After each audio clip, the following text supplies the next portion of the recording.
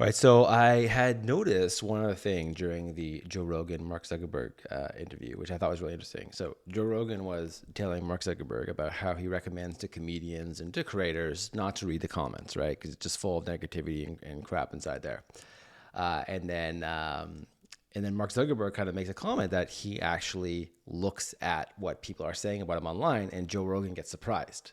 I see so many comedians that get so much anxiety from like reading comments and going back and forth with people who are like talking to them on Twitter. Yeah. And I always tell them like, don't do that. Like it's really bad for Yeah, you. and I struggle with this too. Do you? Well, I mean, on the one hand, some of this is it's free product feedback.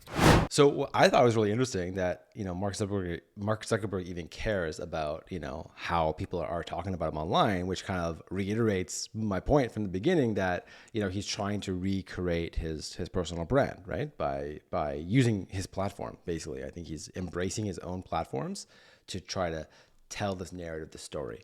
I always say that social media, when you're posting on social media, it's like your own reality show. You're telling this ongoing story of like what you're up to in your life. Back in the day, people would always share about like what they're eating, where they're going, like just like random pictures throughout their day and their life. Now people seem to be more about like they got to get the best picture of themselves. They got to look really professional. You're not going to just like, for example, I take a picture of like just this coffee cup and be like, oh, loving my coffee today. Before, that's kind of the kind of post you would see on a Facebook or Instagram, right? But these days, it's not. You don't see a lot of that anymore, right?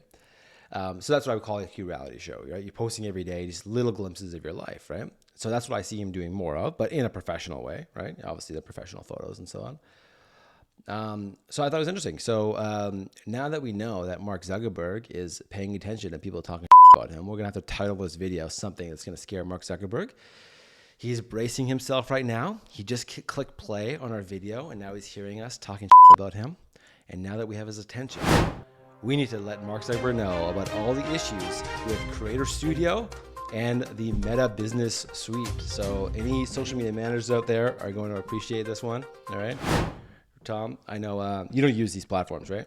No. Yeah, I know you're not scheduling stuff, right? So I'll let you know about all these freaking issues, okay? These issues have been going on for a long time. And so, okay, first of all, I think they made Creator Studio first, and then they made the Meta Business Suite. They both have similar features with different UIs. And they do certain things differently. I have no idea why they're both still there. There should just be one platform, but it's just ridiculous. Okay, so if you want to be able to schedule your posts on Facebook or Instagram, you need to be using, or the free tool to use is Creator Studio or the Meta Business Suite, which used to be called Facebook Business Suite. All right. So here's what's going on. First thing is that on Instagram, so they just introduced scheduling Reels, right? But what's really dumb about this is that on Instagram, they have increased the length of Reels to 90 seconds, but on Facebook, it's still only 60 seconds. So now when we create our Reels, we started embracing the new 90 seconds. We're like, hey, we can go over 60 seconds now, right? But then we realized we could not post those onto Facebook as a Facebook Reel, which is now Facebook is pushing Facebook Reels, right? What was more interesting though, I was actually looking into this when I was kind of preparing for the show, in that because we could not schedule them as Reels, we ended up just uploading them as regular videos. And the regular video upload of a vertical video versus a Reel was getting substantially more reach than the Reels. Like I think the Reels got about a reach of about 50 people. When we uploaded a vertical video as a regular video, it got a reach of like 250 just by posting it and not doing anything else. So I thought that was kind of weird and interesting. And then when you go, I couldn't figure out how do you upload Reels to Instagram or schedule Reels on Instagram using Creator Studio, because we had reported about this before when this feature came out, but I was like, I can't do it. I could only schedule on Facebook. And I figured out that when you are in Creator Studio, what used to be IGTV, which they would say upload an IG video greater than 60 seconds. So they have removed IGTV, which allowed videos up to 20 minutes. That did not have to be vertical. They could just be, like a YouTube video as IGTV, right? So if you would upload a video that was over a minute, it would automatically go to the IGTV tab, right? If it was under a minute, it would stay in the feed, right? Now, they didn't change the wording or anything inside Creator Studio. It just says IG video over 60 seconds, videos over 60 seconds. And I had no idea. I was like, what is this? And I realized that is Reels. They could have just changed the words and just say like reels. But then it says videos over 60 seconds. But then you can only upload up to 90 seconds. So it's not really like, it's like, I don't even know what's going to happen. I haven't even tried what happens if I upload a video that's over 90 seconds. I don't think it's going to work. It's just weird. The whole wording of it, everything that they didn't like, they kind of like announced this whole thing. You can now schedule reels on Instagram, but the whole experience doesn't really work. But they did open up their API to third-party tools. So we are scheduling reels using a tool. We use Publer. You can use anything. You can use Later. You can use anything you want, right?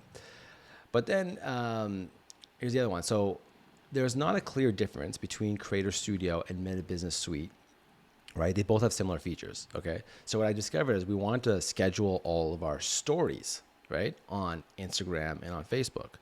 So when you go and you take let's say I take a 60-second video, if I'm not scheduling and I'm like on Instagram and I want to upload it as a story, it will automatically chop it up into 15-second chunks, right? So when people tap, it goes every 15 seconds, right? When you upload it in Creator Studio or in Meta Business Suite, it'll only upload the first 15 seconds. So you would then have to manually edit your video and upload it in 15-second chunks, okay? So I was like, okay, what if I do this in the app? So I opened up the Creator Studio mobile app and I try it. Same issue, only upload 15 seconds at a time. In the Meta Business Suite app, it works. You can schedule your stories only in the Meta Business Suite app, and it will upload a 1-minute video, chop it up into 15-second chunks. So, that's the only way to schedule stories in Facebook Creator Studio, through Facebook's tools, I should say. It's actually Meta Business Suite app. But what's more is that you cannot add stickers or anything in that schedule, right? So therefore, like I could also, if I want to schedule stories on any third-party app, it'll actually open the app would, like, let's say I use Later, for example. Later is a very popular Instagram scheduling tool. It would send me a notification at that time. Then I would click on it, open it up, and it would preload my story in Instagram or Facebook or whatever, or I think, let's say in Instagram, I can auto-publish it to Facebook. Then I can go and add my stickers in at that time and then hit publish, right? But if I schedule a story using the Meta Business Suite app, I still cannot use stickers. So I can't add a link to go watch the video on YouTube or anything like that. So the whole scheduling of stories is still not really, it's very difficult. You basically, the kind of better way to do it is to just use these third-party schedulers that will send you the notification. You open it up, add the stickers in at that time, boom, boom, you're good to go, right? And the other thing that I realized is that because I was a Facebook manager for so many brands and businesses, I also coach people to help them with their social media. I'm an admin on, over 100 Facebook pages, and I was an admin on dozens of Facebook ads accounts. And I started hearing about people who were getting banned from Facebook, their ad account getting banned on Facebook because another ad account they were admin to, broke some rules or something. So I was like, oh, I don't want to get my account banned. So I went to go and remove myself from all these other ad accounts.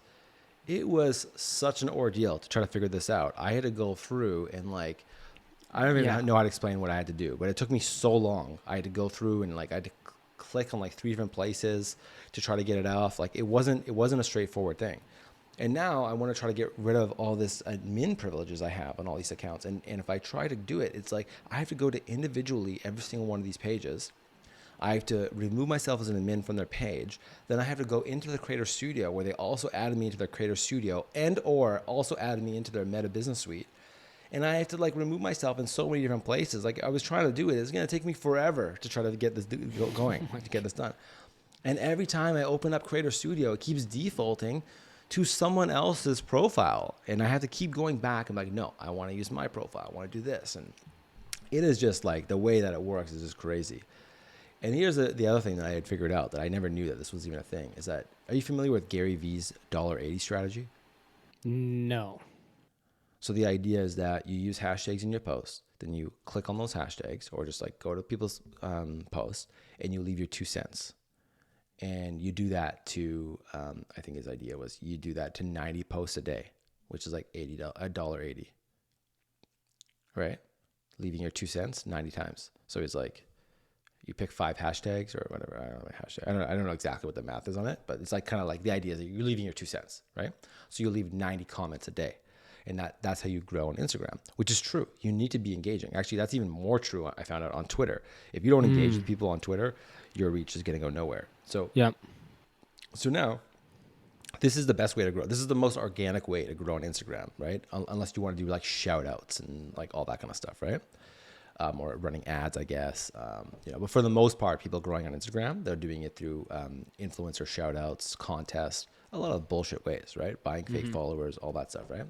But the best way is to actually just go and engage. But as a business owner, I can't, spend every day leaving 90 comments, right?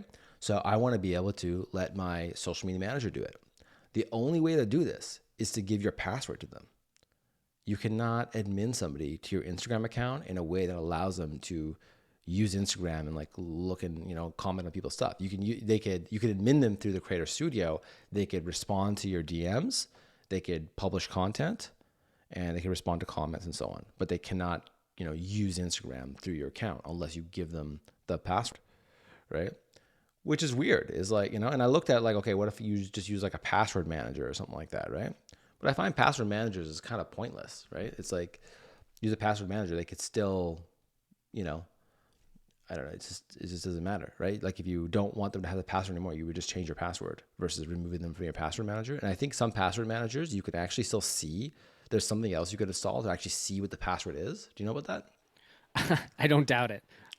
Yeah, it's like crazy. That's like, I don't get why. And like password managers also don't make sense, because if somebody ever hacks your password manager, they now have access to everything in one place.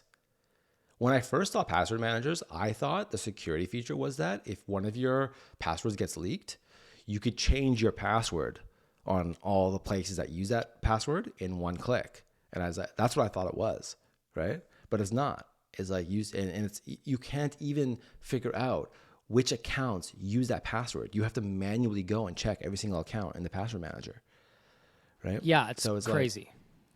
Yeah. So I have a really good system now for passwords, where like I have like my weak password, my mid-tier password, and my like super strong passwords. Yeah, password, God 1 2 3 4. Yeah, something. But if I ever sign up for some new software that's like a startup thing, or I don't know what they're using to really secure your password, if I don't know what the company is and it's not an important thing, I use like a low tier password, right? But when it's something like more important, then I'm like, okay, I want to make sure this never gets hacked, then I use like a super high tier password. That way, if that password gets leaked, like doesn't matter. It's just like a bunch of accounts I don't care about, or if I got to share it, I just use like a shared, I don't care about the password, right? So you use the same passwords then for a multitude of things. You don't do unique passwords for each one, because I think that's one of the supposed benefits of the password managers too, is you could do like unique passwords per account.